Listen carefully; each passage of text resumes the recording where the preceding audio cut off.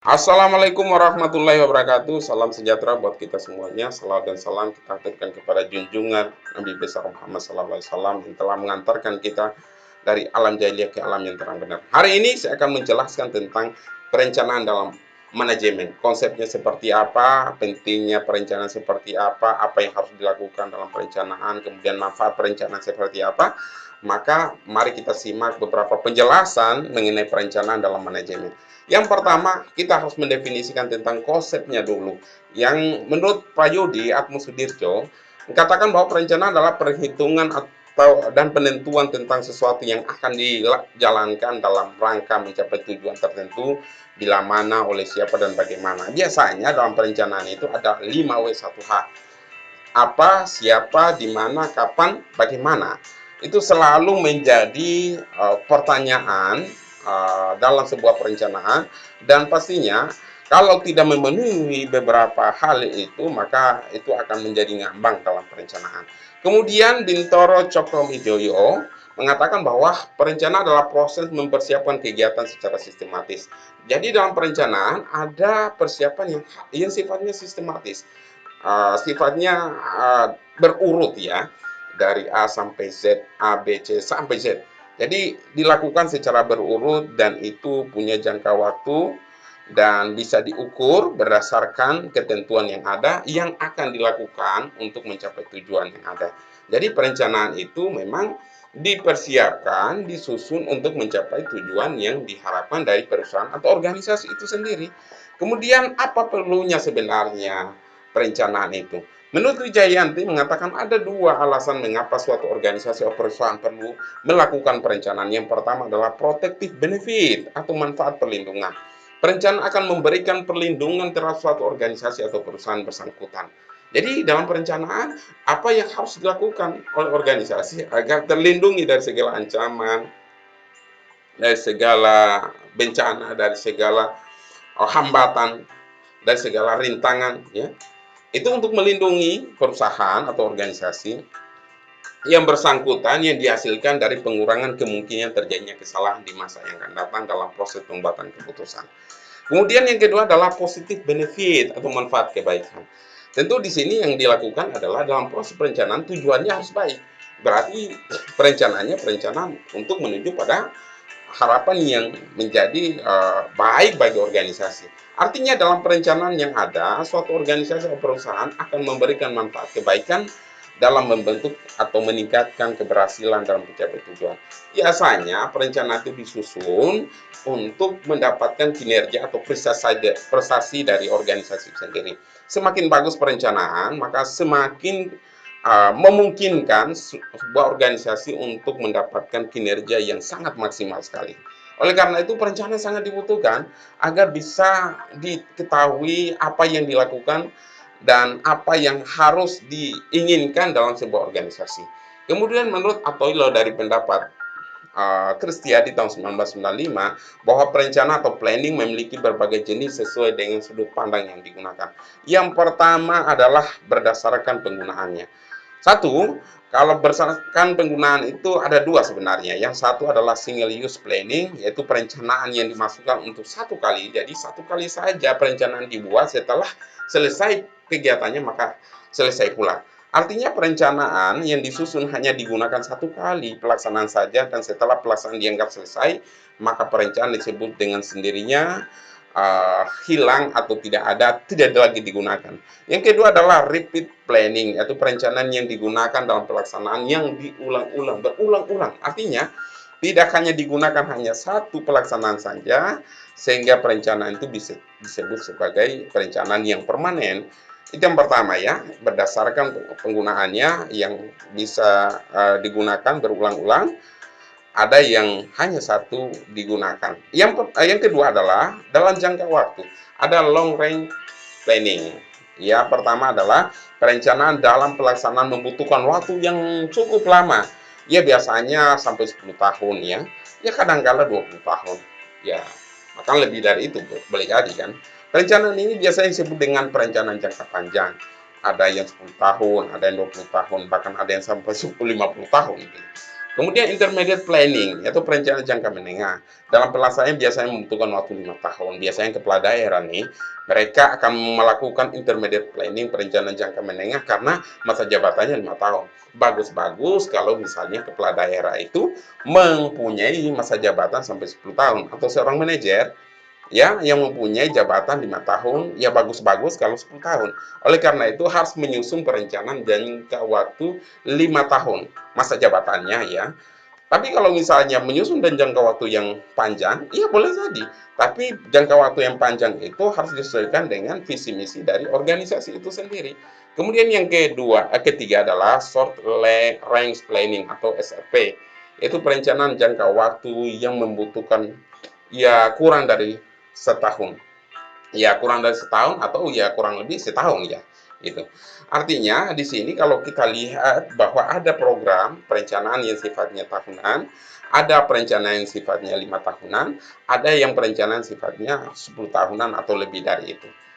Itu yang disebut dengan perencanaan dalam dalam jangka waktu. Ada long range planning, ada intermediate planning, ada short range planning. Kemudian yang keempat adalah berdasarkan wilayah pelaksanaannya. Ada rural planning atau perencanaan tingkat desa kelurahan. Biasanya dipimpin oleh lurah atau kepala desa mengumpulkan warga di kantor desa, di kantor kelurahan, kemudian memusyawarahkan tentang apa yang harus dilakukan dalam jangka waktu 1 tahun ke depan. Dan itu disepakati bersama lurah, kepala desa, BPD atau lembaga perwakilan masyarakat di tingkat desa atau kelurahan ya.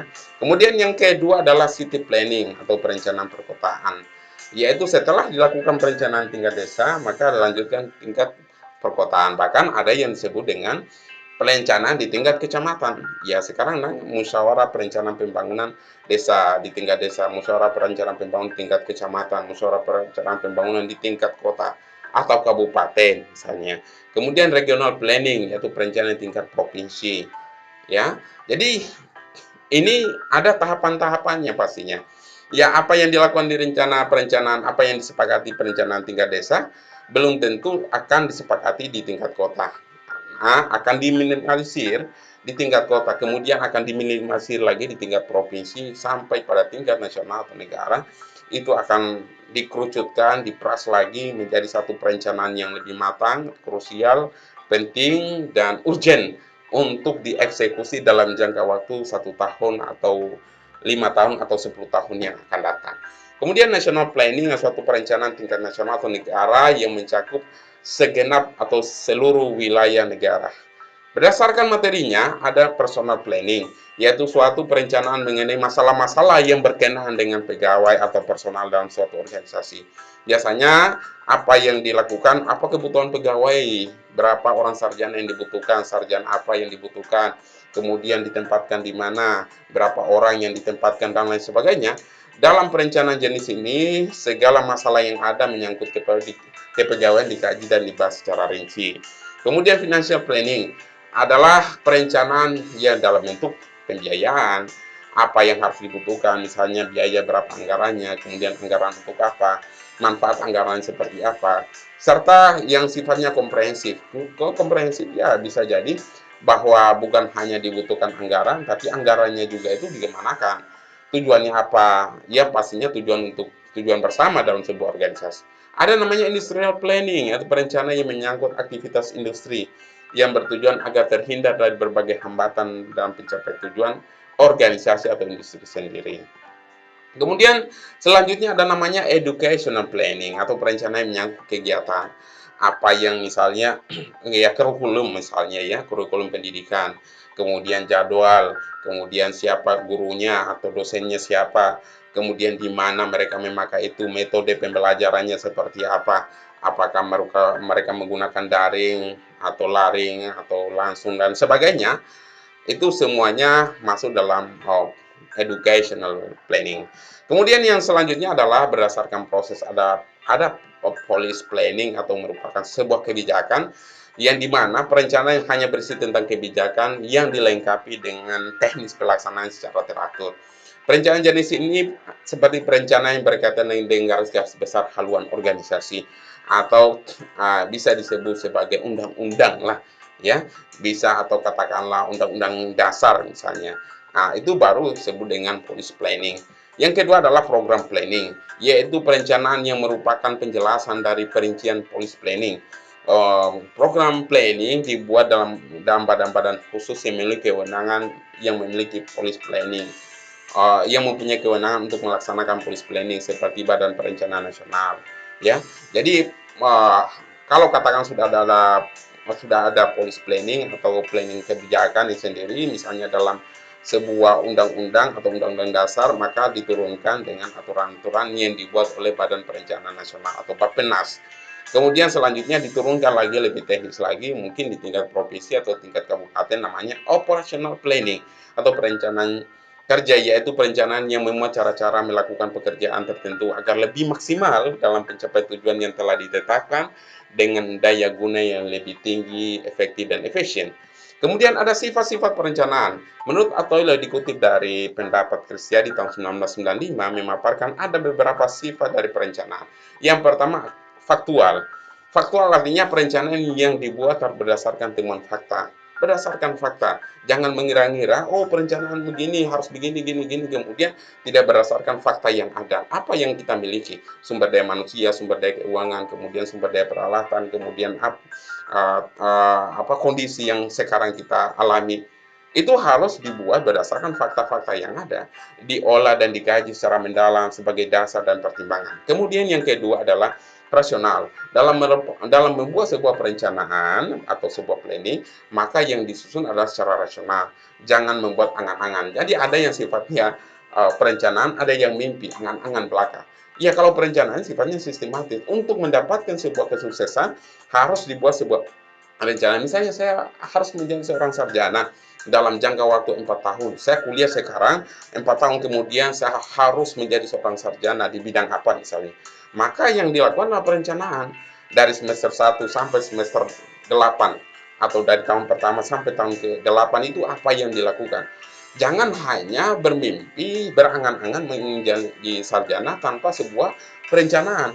Mau ingin sarjana tapi tidak kuliah, mau ingin sarjana tapi tidak belajar, mau ingin sarjana tapi tidak mau ingin menjalankan tugas-tugas yang sudah diberikan oleh guru atau kampus, yaitu rasional, yaitu perencanaannya tidak hanya bersifat angan-angan atau berbentuk angan-angan belaka, tapi proses perencanaan rasional dilakukan dengan mengklasifikasikan berbagai permasalahan yang berkembang, menafsirkan data dan fakta, membandingkan antar fakta-fakta, mengkorelasikan antar pengertian, memutuskan dan menarik suatu kesimpulan. Kemudian yang ketiga adalah fleksibel.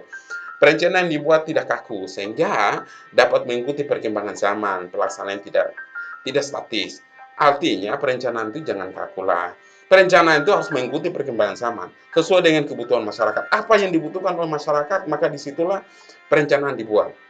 Jangan apa yang dibutuhkan oleh masyarakat kemudian tidak dimasukkan dalam sebuah perencanaan, maka tunggulah saat kehancurannya. Karena sebuah perusahaan akan berkembang, akan bertahan, akan maju kalau disesuaikan dengan tuntutan perkembangan zaman, kebutuhan masyarakat, apa yang diinginkan, permasalahan yang ada, itu harus lebih fleksibel sehingga jangan kaku ya. Boleh melihat perencanaan yang perusahaan lain, tapi ingat juga bahwa perusahaan lain juga punya metode. Jangan mengambil perencanaan yang lain, perencanaan perusahaan yang lain, kemudian kita tidak membaca kondisi yang ada sekarang.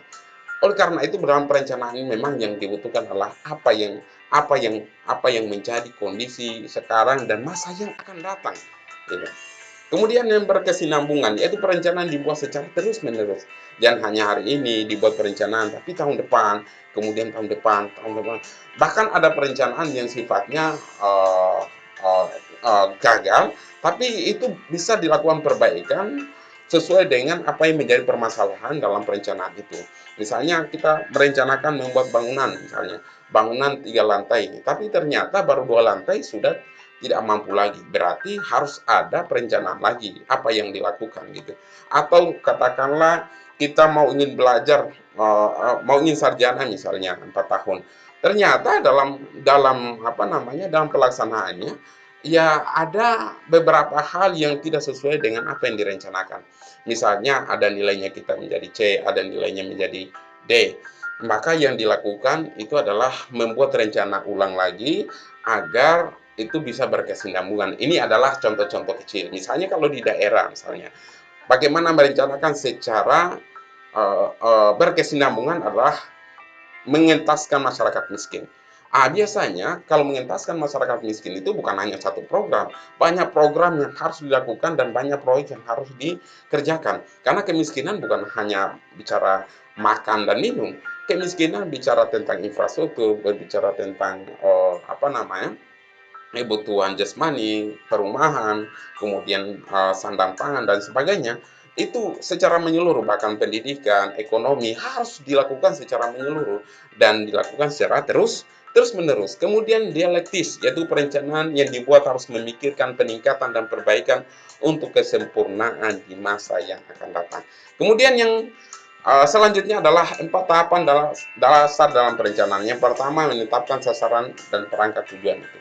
Jadi dalam perencanaan yang harus dilakukan yang pertama adalah apa tujuannya kita melakukan perencanaan, apa tujuannya kita akan melakukan kegiatan ini. Tujuannya apa dulu? Itu yang harus ditanyakan pertama. Yang kedua adalah keadaan. Setelah melihat tujuan, apa tujuannya? Misalnya tujuannya untuk kebaikan, katakanlah kita mau ingin membangun apa namanya, perusahaan daerah air minum misalnya. Karena di situ di daerah itu adalah kondisinya kekurangan air, kemudian masyarakat mereka mengambil air dari sumur, kadang-kala sumurnya juga hambar, mereka mengambil air laut untuk mandi dan sebagainya. Maka pemerintah daerah harus memikirkan hal itu.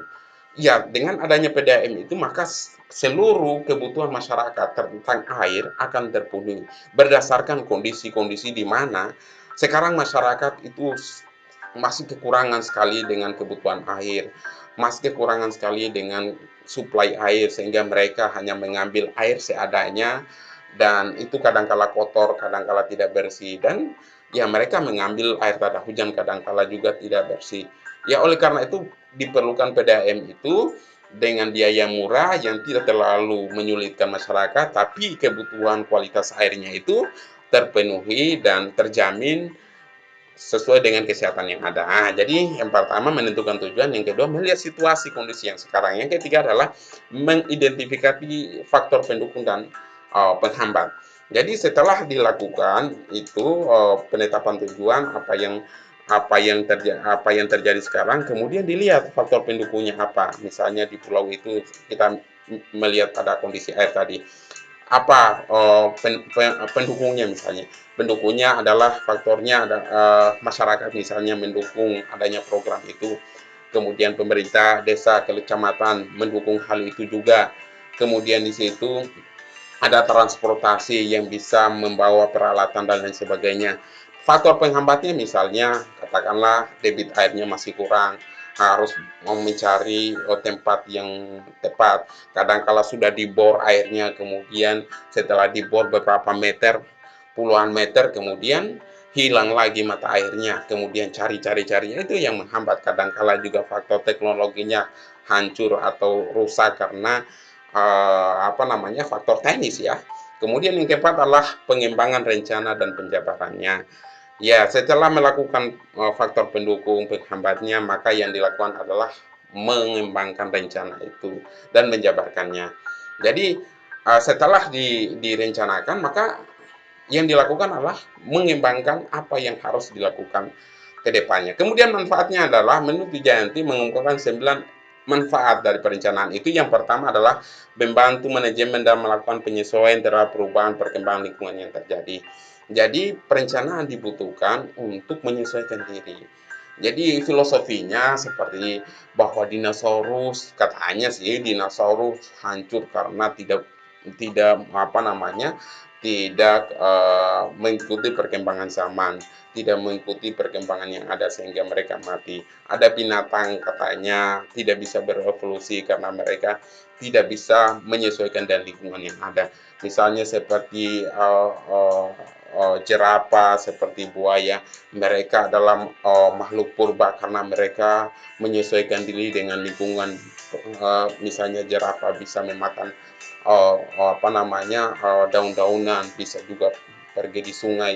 Jadi di darat maupun di sungai dia bisa beradaptasi. Ya, katanya seperti begitu juga dengan buaya, bisa juga di sungai, bisa juga di darat. Ya, katanya seperti itu untuk melakukan adaptasi terhadap lingkungan yang ada. Karena suatu organisasi akan berkembang, akan bertahan jikalau mereka mengikuti perkembangan lingkungan yang ada. Kemudian yang kedua adalah membantu mengkerucutkan penyesuaian pada masalah-masalah utama. Jadi yang dilihat ada masalah, berbagai macam masalah, tapi harus dikerucutkan dulu, difokuskan apa sih yang harus dilakukan. Misalnya masalahnya adalah tentang kemiskinan, ya maka yang dikerucutkan apa sih yang harus dibangun. Misalnya yang dibangun adalah katakanlah infrastruktur jalannya misalnya, karena masyarakat miskin di situ boleh jadi terisolasi. Oleh karena itu dibangun infrastruktur jalan, kemudian dibuatkan program pemberdayaan ekonomi masyarakat. Ya tahun selanjutnya apalagi, ya jadi itu yang harus diurai dalam perencanaan. Yang ketiga adalah memungkinkan manajer memahami gambaran operasi secara komprehensif dan lebih jelas. Jadi dalam perencanaan itu ya yang dibutuhkan data-datanya dulu, ya informasinya dulu yang valid agar dipelajari secara komprehensif dan lebih luas lagi apa yang menjadi permasalahan dalam organisasi, sehingga manajer tahu oh ternyata permasalahan seperti ini, apa yang harus dilakukan, kemudian tujuannya seperti apa. Kemudian yang keempat adalah membantu menempatkan tanggung jawab yang lebih tepat. Jadi dalam perencanaan juga itu ada penempatan orang-orang sesuai dengan spesifikasi keilmuannya, sesuai dengan pengalamannya. Jadi, oh ini ditempatkan di bidang teknis, katakanlah pemasaran, karena dia adalah seorang sarjana atau dia sudah punya pengalaman dalam pemasaran. Dia ditempatkan di misalnya di bidang penempatan sumber daya manusia karena dia sudah punya pengalaman, sudah punya pengetahuan tentang bagaimana melihat kualitas sumber daya manusianya dan lain sebagainya. Kemudian yang kelima adalah memberikan cara melakukan perintah untuk operasi. Jadi siapa yang akan memerintah dalam dalam melakukan kegiatan itu tentu dibutuhkan sebuah perencanaan. Misalnya manajer A itu harus melakukan ini, manajer B melakukan ini. Jadi ada perintah yang jelas dalam sebuah perencanaan sehingga tidak overlap atau tidak tumpang tindih. Manajer A dan manajer B saling memerintah, tidak boleh. Itu akan terjadi overlapping pelaksanaan tugas. Kemudian yang keenam adalah mempermudah koordinasi antar organisasi. Jadi dalam perencanaan, dalam organisasi ini memang yang dibutuhkan adalah bukan hanya organisasi A mereka bekerja, tapi ada organisasi B yang merupakan pendukung kinerja. Misalnya, contoh, saya punya LSM, ya LSM di bidang pemberdayaan masyarakat. Tentu yang saya lakukan adalah bagaimana melakukan perencanaan agar saya bisa terhubung dengan organisasi-organisasi lain seperti pers, harus kerjasama, seperti dunia pendidikan harus melakukan kerjasama, seperti dunia pemerintahan, dunia usaha dan lain sebagainya. Semuanya harus terkoneksi dalam sebuah perencanaan itu harus dibentuk. Kemudian yang ketujuh adalah membuat tujuan lebih khusus, terperinci, dan lebih mudah untuk dipahami. Dalam perencanaan itu harus agak khusus dibuat. Apa yang harus dilakukan. Kemudian apakah ini dipahami oleh para karyawan yang ada di dalam perusahaan. Kemudian yang kedelapan adalah memperkecil pekerjaan yang tidak pasti. Kalau dalam perencanaan itu sudah dibuat, maka akan ada pekerjaan-pekerjaan yang sifatnya tidak penting, tidak urgent, itu diabaikan dulu. Yang dilakukan adalah urgent, penting, mendesak untuk dilakukan. Maka itulah manfaatnya kita melakukan sebuah perencanaan agar memperkecil pekerjaan yang tidak pasti, yang tidak jelas, yang tidak ada manfaatnya.